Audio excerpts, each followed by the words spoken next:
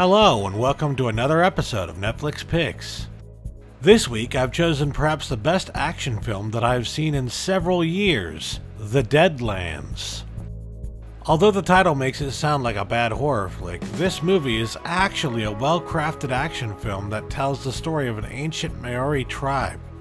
For those who aren't aware, the Maori are a tribe of native peoples from New Zealand, and they have a unique culture which is incredible to experience.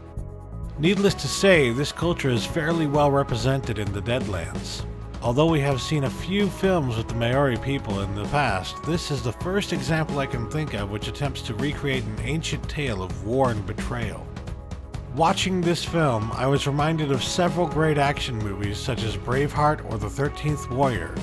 Of course, those were big-budget movies, and ultimately they were capable of achieving so much more. But given the subject matter, I was in awe while watching The Deadlands. It's not every day that you get to hear this story. The film focuses on the tale of a tribe that is threatened with war and is trying to do everything they can to maintain peace.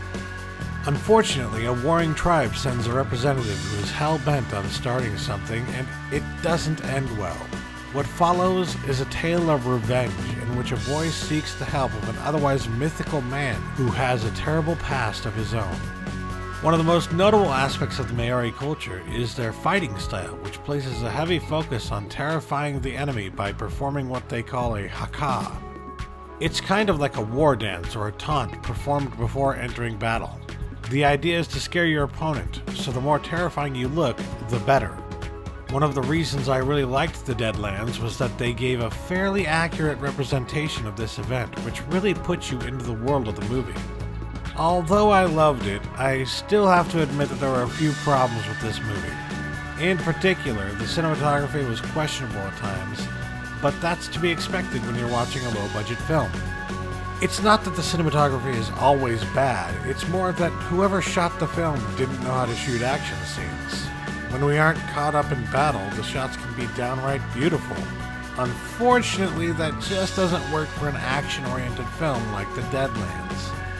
Despite this jarring problem, it's worth noting that the choreography and practical effects for the action and fighting sequences were all really well done and absolutely believable. There are some truly brutal moments in this movie that you won't soon forget.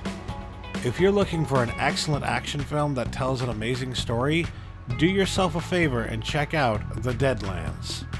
Thanks for watching, and stay tuned next week for another Netflix Picks.